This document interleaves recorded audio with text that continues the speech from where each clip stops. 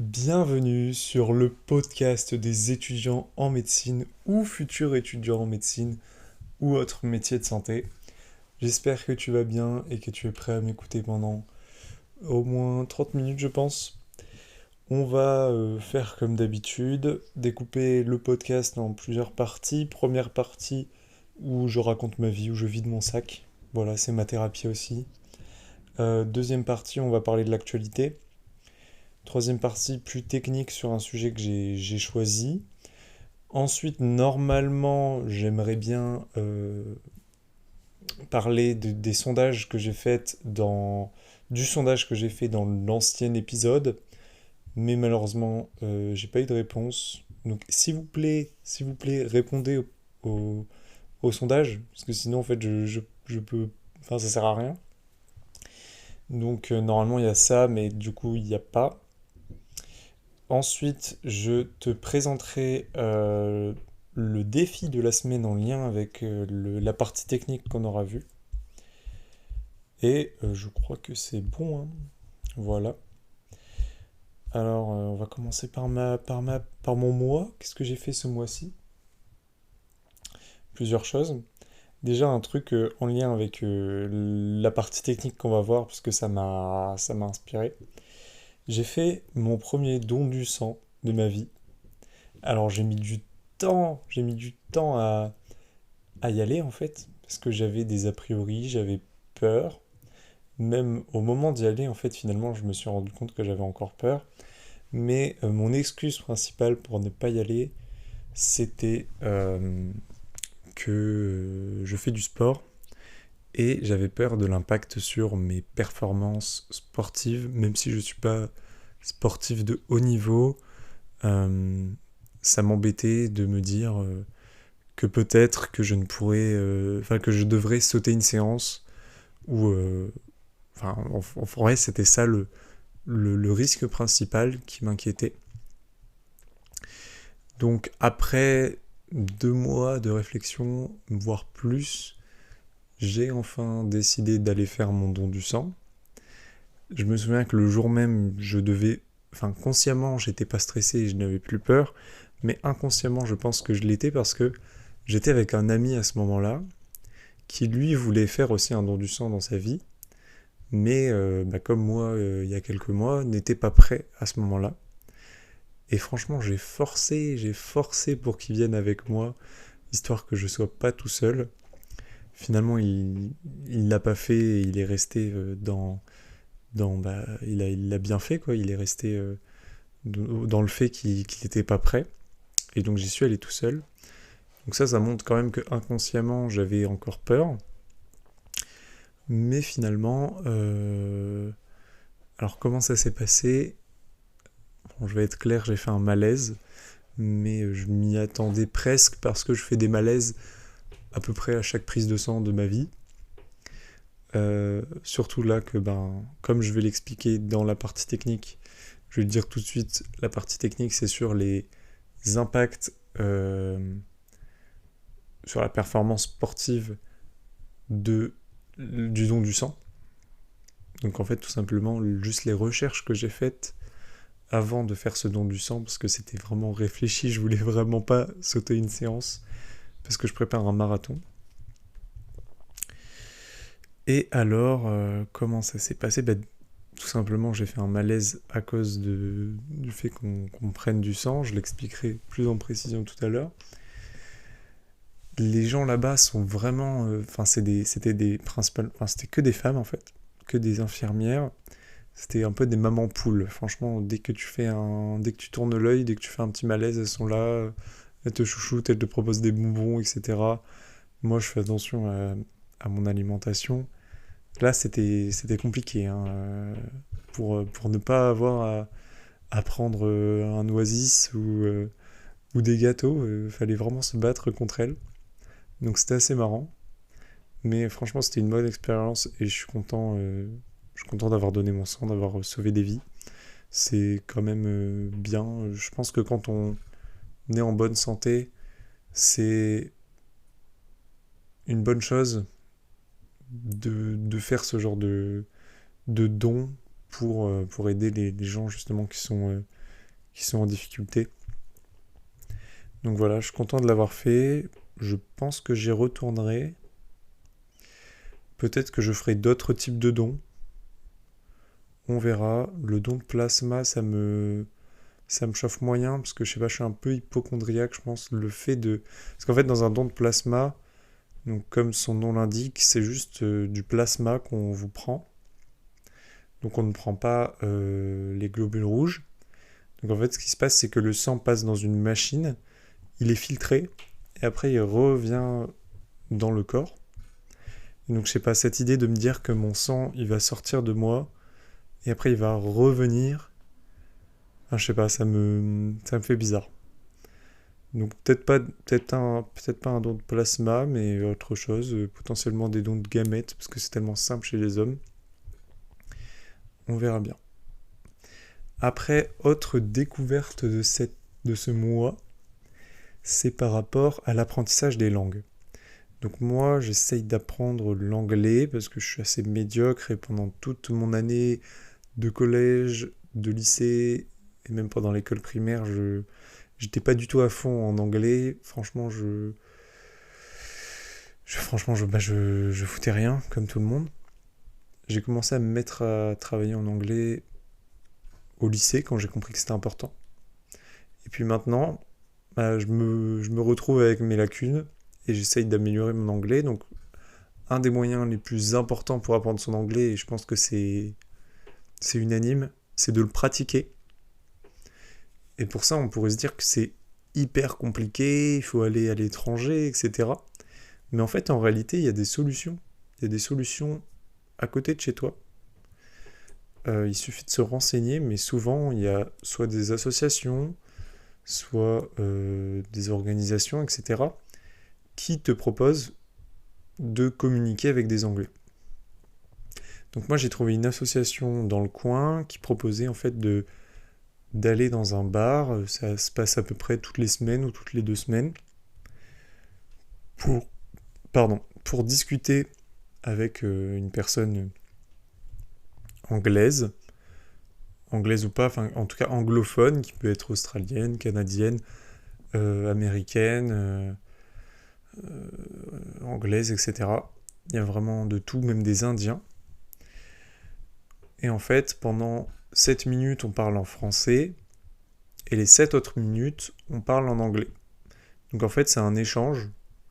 Du coup, finalement, c'est gratuit parce que on s'apporte mutuellement quelque chose. L'un apporte sa langue et l'enseigne à l'autre, enfin, juste en discutant.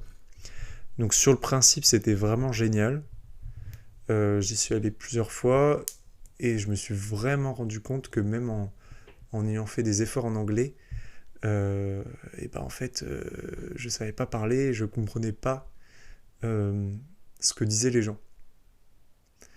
Donc après plusieurs fois y être allé, c'était assez frustrant à chaque fois, assez difficile d'y aller puisque je savais que j'étais mauvais, mais que je savais aussi que c'était bon pour moi. Et en fait, le problème, c'est que malgré le fait que c'était inconfortable, euh, à la fin, normalement, quand on fait quelque chose d'inconfortable, à la fin, on est content d'avoir fini. Et bien, en allant là-bas, à la fin, j'étais même pas content euh, parce que finalement, j'avais rien compris de ce qu'on me disait. Finalement, je finissais par ne plus parler et juste observer les gens parler parce qu'en fait, soit on se met à deux, c'est assez rare, mais soit sur une table de trois. Donc en fait, finalement, on peut très vite se retrouver à juste écouter deux personnes en train de parler. Bon, c'est déjà bien, mais franchement, c'est pas optimal. Donc voilà, j'étais pas content. Et ce mois-ci, j'ai trouvé une solution qui est mieux, je trouve, pour mon niveau. Donc quand on n'est pas encore assez bon en anglais, je pense que cette solution est vraiment bonne. En fait, c'est de trouver un groupe d'amis francophones avec qui parler en anglais. Parce que là, à la différence de l'échange linguistique avec des anglophones, eh bien, il y a 4 différences. D'abord, quand on ne comprend pas quelque chose, eh bien on peut tout simplement arrêter, puisque arrêter la personne avec qui on parle, c'est-à-dire notre ami, pour lui dire j'ai pas compris, en anglais du coup, I don't understand, can you repeat? Peux-tu répéter? Ou peux-tu reformuler? Alors que avec des inconnus, on a moins tendance à le faire, on ose moins généralement. Donc ça, c'est première chose qui est bien. Deuxième chose, c'est si on n'a pas un terme, si on a oublié un mot, devant une personne, moi je me voyais mal sortir mon téléphone, regarder la définition de telle chose. Donc je ne le faisais pas finalement, j'essayais de trouver d'autres mots, mais je trouve que c'est pas optimal parce qu'on n'apprend pas de vocabulaire. Alors que là, avec des amis, on apprend du vocabulaire parce qu'on regarde, le vocabulaire qui nous manque, ou bien on le demande à notre ami s'il le connaît. Troisième chose, avec des amis, on peut poser ses règles justement, donc ça permet par exemple d'ajouter la règle, d'essayer d'avoir un temps de parole équivalent pour pas se retrouver dans la situation dans laquelle j'étais, où je finissais par ne pas parler et juste écouter les autres. Et puis dernière chose, le fait de pouvoir dire à l'autre quand il fait une erreur grammaticale ou de vocabulaire, ce qui n'est pas forcément fait à l'échange linguistique parce que les gens, comme ils ne te connaissent pas, parfois ils osent pas te dire que t'as fait une erreur ou que c'est pas correct. Donc voilà ces 4 avantages que j'ai trouvés. Et donc les 4 règles finalement que j'ai posées avant de faire cet échange linguistique avec mes amis. Donc d'abord, se dire quand on fait des erreurs, avoir un temps de parole équivalent, demander aux autres s'ils ont le mot qu'on n'a pas, ou le regarder sur internet, et puis se le dire quand on ne comprend pas ce que l'autre essaye d'expliquer ou de raconter. Donc voilà, je trouve vraiment que c'est plus optimal, en tout cas à mon niveau. Après, évidemment, l'échange linguistique avec des native speakers, c'est vraiment génial parce qu'on a quand même la diversité des accents qu'il faut essayer de comprendre, alors qu'avec des francophones, c'est beaucoup plus facile à comprendre puisque l'accent n'est pas compliqué quand on n'est pas natif. Mais en tout cas, je pense que pour une première étape, c'est beaucoup plus optimal de le faire comme ça. Après, un autre avantage aussi d'être avec des amis, c'est que on peut avoir des vraies discussions profondes et plus variées, parce que finalement, avec l'échange linguistique avec des inconnus, à chaque fois, je me retrouvais à avoir des conversations du genre qu'est-ce que tu fais dans la vie,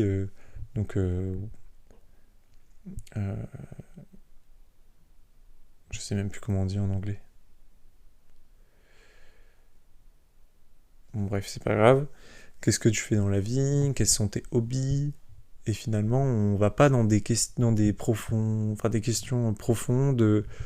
Et c'est jamais très diversifié. On reste vraiment dans ce domaine d'essayer d'en apprendre un peu plus sur la personne. Et les questions sont toujours les mêmes finalement. Donc je trouve qu'avec des amis, on peut explorer d'autres domaines. Et donc se faire du vocabulaire dans plus de diversité. Donc voilà les avantages que j'ai. Après, pour celui qui n'a pas d'amis qui parlent anglais, j'ai essayé cette semaine aussi de parler en anglais avec ChatGPT. Alors, je trouve que c'est une bonne solution temporaire. En vrai, ça marche bien, mais je pense que à force de le faire semaine après semaine, on peut s'ennuyer parce que finalement, pareil, les questions de ChatGPT sont toujours un peu les mêmes. Du coup, c'est pareil, c'est quels sont tes hobbies, et après, il essaie de rebondir dessus, mais franchement, c'est pas optimal non plus, mais en vrai, ça peut faire l'affaire. C'est mieux que rien. Donc voilà, ça peut être intéressant aussi. J'en ai fini avec le storytelling, avec ma vie. On va passer maintenant aux actualités.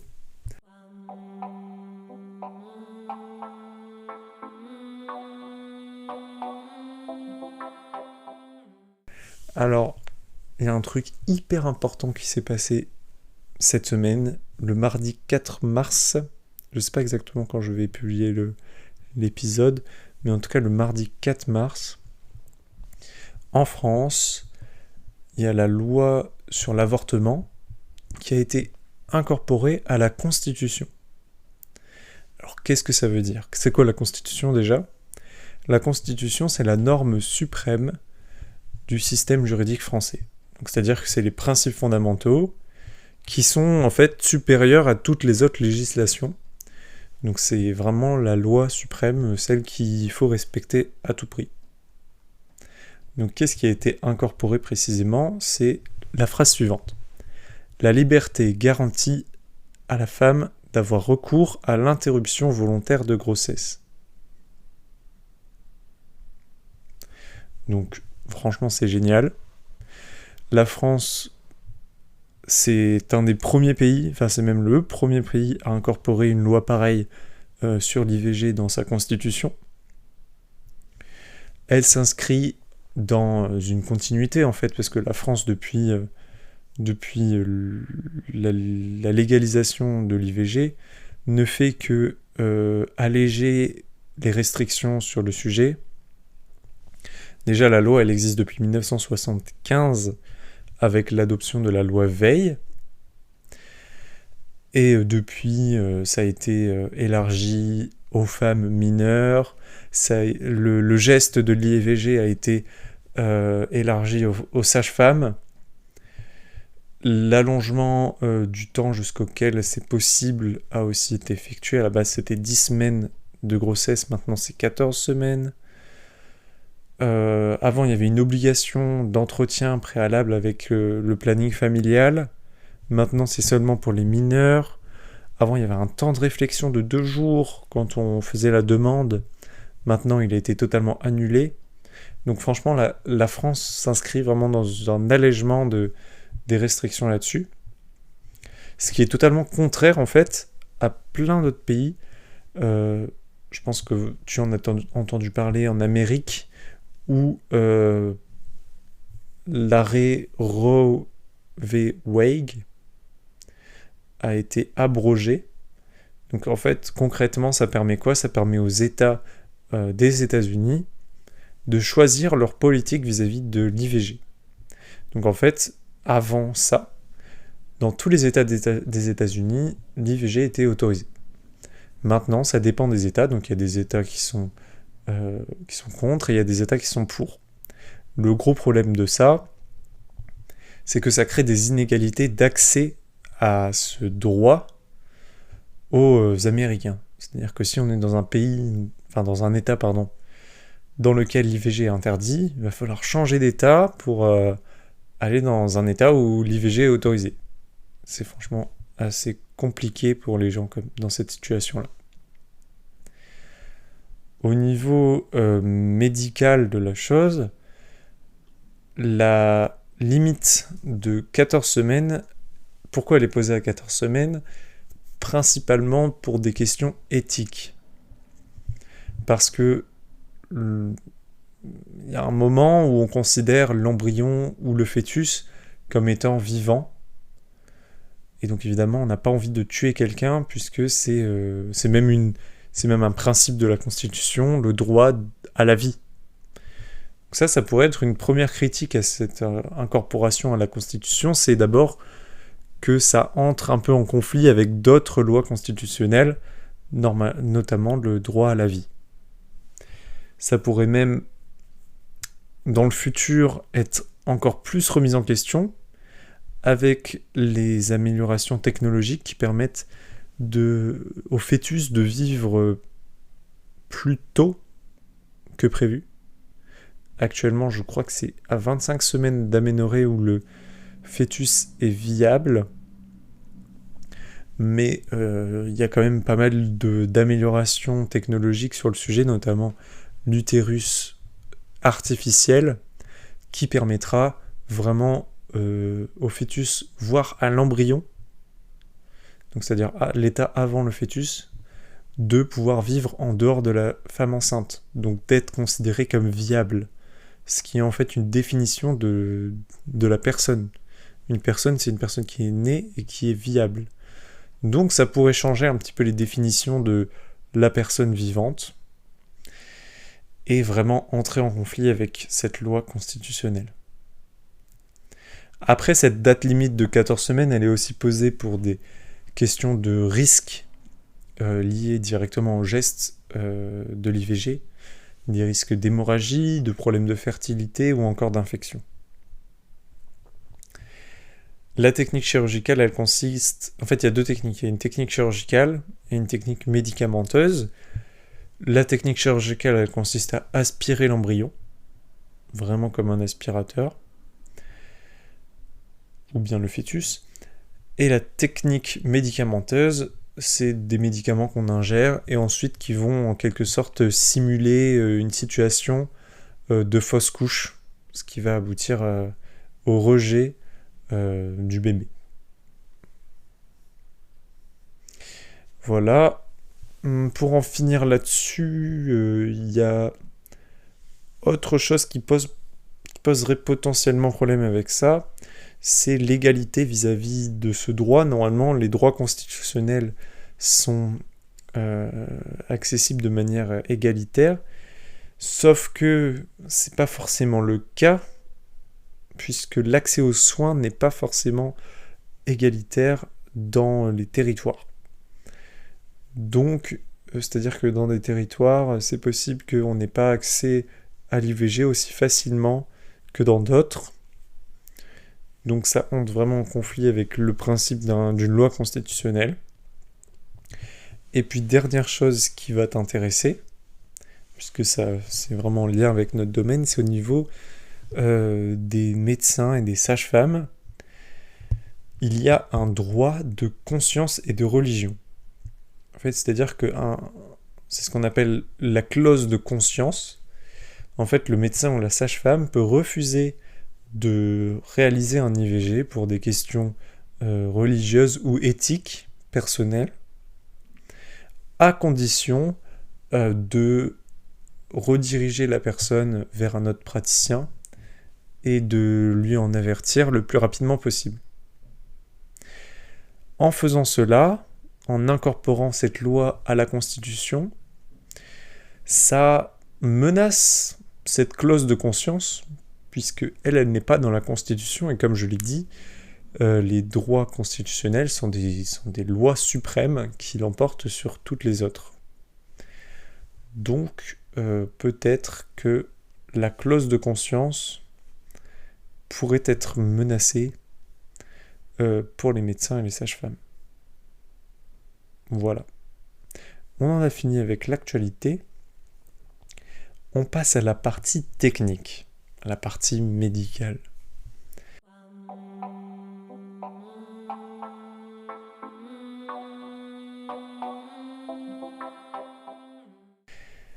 Alors, le don du sang. Qu'est-ce qui se passe quand on fait un don du sang ? Comme son nom l'indique, on donne notre sang. Le sang, il est composé de quoi ? Il est composé en majeure partie de plasma, donc 55% plus précisément, à 45% de globules rouges et à 1% ou moins de globules blancs et de plaquettes. Donc, qu'est-ce qui se passe quand on fait un don du sang ? On perd principalement du plasma. Et le plasma, il est composé de quoi ? Le plasma, il est composé principalement à 90% d'eau. De l'eau dans laquelle sont diluées des protéines, dans laquelle sont dilués des lipides et des glucides. Donc, pour les protéines, c'est principalement de l'albumine. On a aussi les anticorps, les facteurs de coagulation, etc. Au niveau des lipides, on a les lipides alimentaires, les hormones. Au niveau des glucides, on a pareil tout ce qui est énergétique, donc le glucose, le lactate, le pyruvate et tout ça. Donc, quand on fait un don du sang, on donne environ 500 ml de notre sang ça varie selon le poids, parce qu'en fait, ce qu'on veut, c'est prendre à peu près 10 à 13% du sang de la personne. Pour vous faire une idée, du coup, ça fait 500 millilitres sur 5 litres, à peu près. On a 5 litres de sang environ. Évidemment, il y en a moins pour les femmes et pour les personnes qui sont plus petites. Alors, quand on fait un don du sang, on perd donc principalement de l'eau, pardon. Évidemment, on perd du sang. On perd principalement de l'eau puisque c'est le composant du plasma. Qu'est-ce que ça provoque ? Ça provoque ce qu'on appelle une perte de volémie, c'est juste le terme technique. Et c'est ça en fait qui explique le symptôme principal du don du sang, c'est-à-dire la syncope, le malaise. En fait, qu'est-ce qui se passe quand on fait un malaise ? C'est quand la pression artérielle dans le cerveau est trop basse. Et donc le cerveau, en quelque sorte, il s'éteint. Il est hypoperfusé. Donc quand on prend notre sang, c'est vraiment de la physique, on retire du volume dans un tuyau, ce qui provoque une baisse de la pression. Et donc il y a moins de sang qui va irriguer le cerveau. C'est ce qui va provoquer donc ce malaise que moi-même j'ai fait, et qui est vraiment un symptôme, un effet secondaire qui est très fréquent pour les personnes qui font des dons du sang. Qu'est-ce qu'elles ont fait, les infirmières, quand j'ai fait mon malaise ?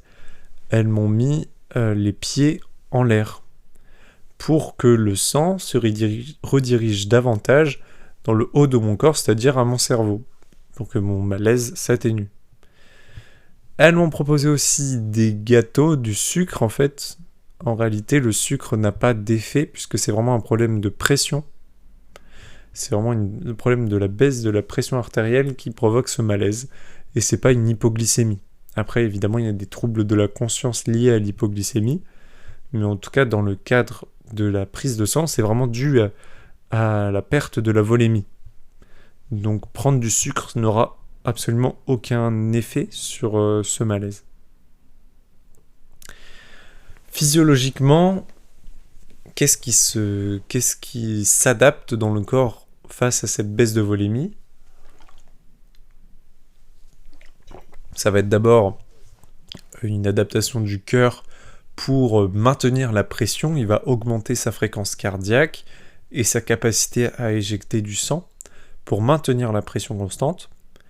Les vaisseaux, ils vont se constricter. Je ne sais pas si c'est français, ils vont se constrire, ils vont se rétrécir pour, en fait, encore une fois, c'est de la physique. Si on diminue le diamètre du vaisseau, la pression va augmenter, et donc il y aura une meilleure perfusion. Et puis, à terme, l'intérêt, c'est de retrouver la volémie.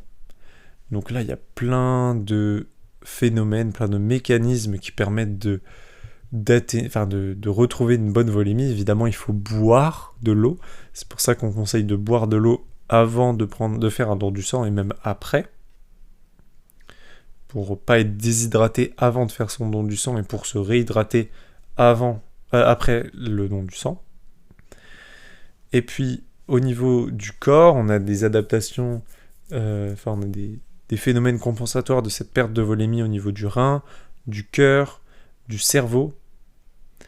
Pour ceux pour qui ça intéresse, au niveau du rein, c'est le système rénine, angiotensine, aldostérone. Je vais pas m'attarder sur le sujet, mais si ça t'intéresse, tu peux aller faire des recherches.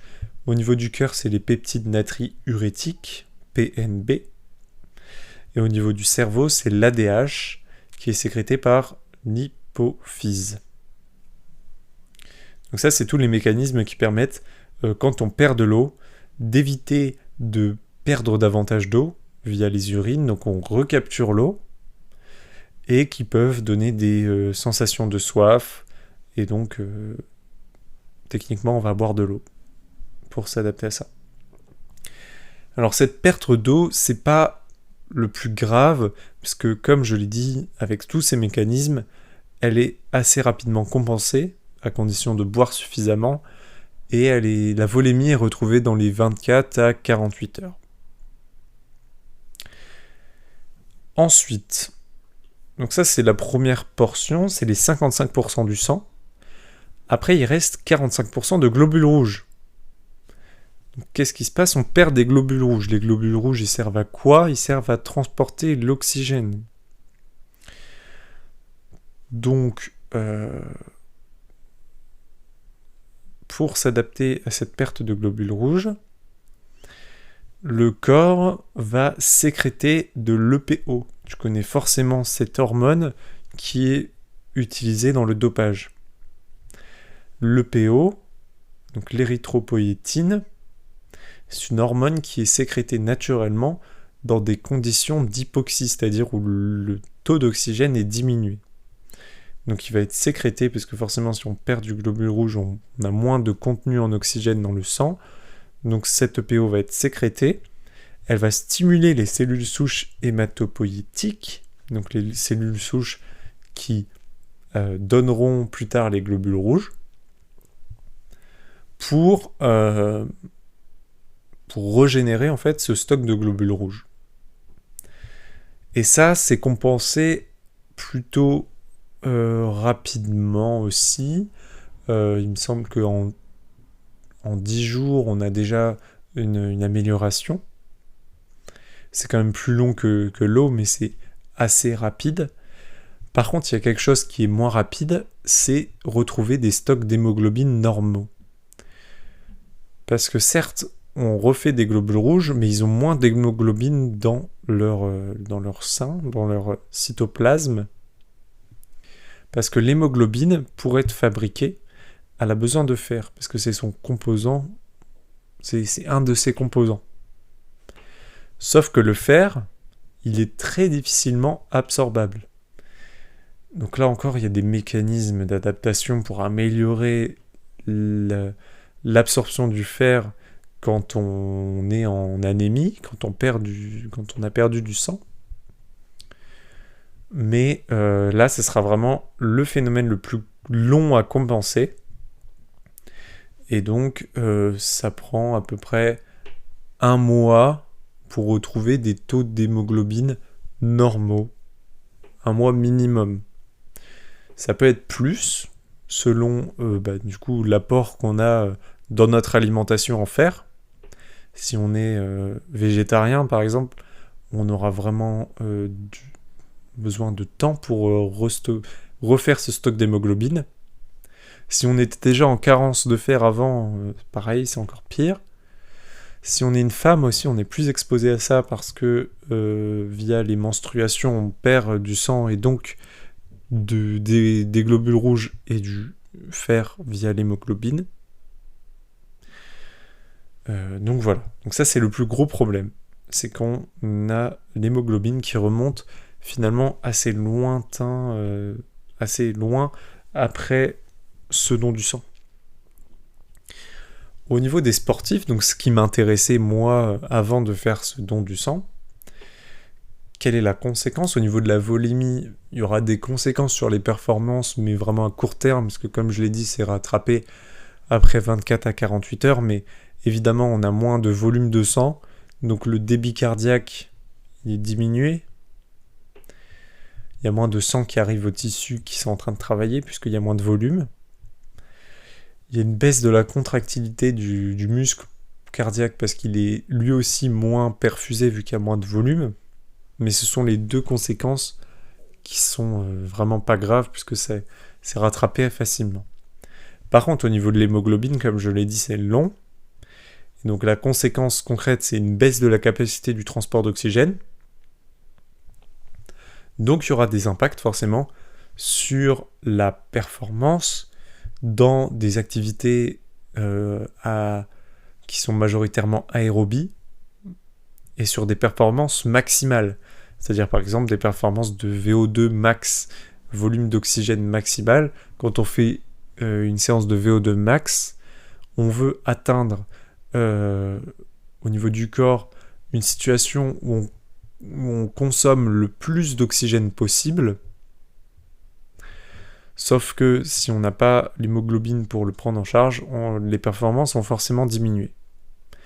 Donc les études, elles montrent effectivement qu'il y a une baisse des performances pour les activités maximales, mais pas pour les efforts submaximaux. Donc c'est-à-dire aller faire un petit footing, normalement il n'y aura pas d'impact, puisqu'on n'a pas besoin du contenu maximal d'oxygène. Et puis voilà, donc on en a fini. Je voulais juste donner 4 conseils aux sportifs qui veulent limiter leur impact sur les performances de ce genre de dons. D'abord, pour les dons de plasma, ça peut être plus intéressant pour les personnes qui font des sports à composante aérobie, alors que les dons du sang sont plus intéressants pour les sportifs à composante anaérobie. Parce que au niveau des sports anaérobies, comme son nom l'indique, on n'a pas besoin d'oxygène pour faire de l'énergie. C'est au niveau du lactate, de la créatine, etc. que ça se fait. Donc ça n'aura pas beaucoup d'impact.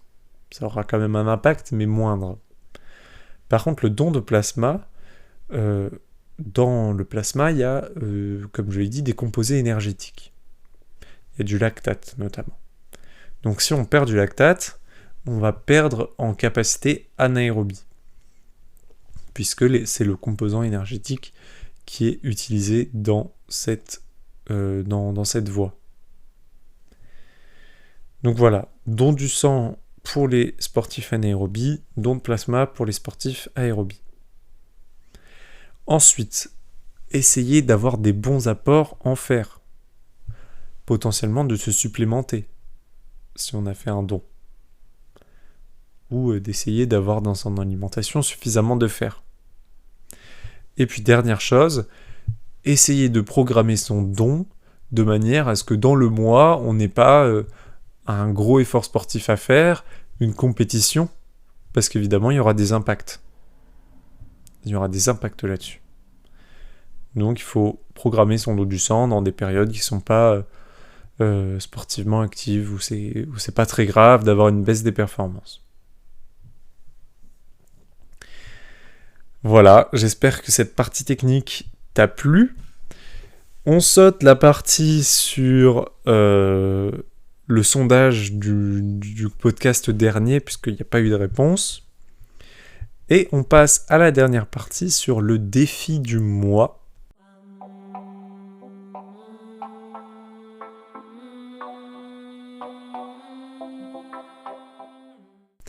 Le défi du mois, c'est tout simplement de faire un don du sang. Actuellement, les dons du sang ont tendance à augmenter, mais on aura toujours besoin de sang en fait. Il y a toujours besoin de sang, il y a toujours des personnes qui ont besoin du sang pour leur santé. Donc je pense que c'est une bonne chose de te pousser à aller faire ce don du sang. Donc voilà, j'espère que tu feras ce défi. Et puis dernière chose, n'hésite pas à aller dans la description de cet épisode pour, s'il te plaît, participer au sondage du mois. Je ne l'ai pas encore décidé, je vais y réfléchir juste après.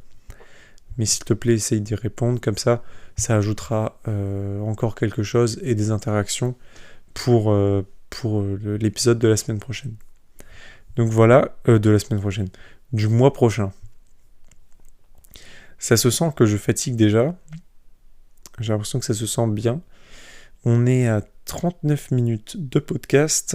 Je sens que c'est mon temps maximal avant d'avoir un cerveau totalement hypoperfusé. Je rigole évidemment, mais ouais, je pense qu'on est bien à ce timing-là. On va s'arrêter là. Je te souhaite un bon mois et j'espère que tu seras au rendez-vous au prochain épisode. À plus.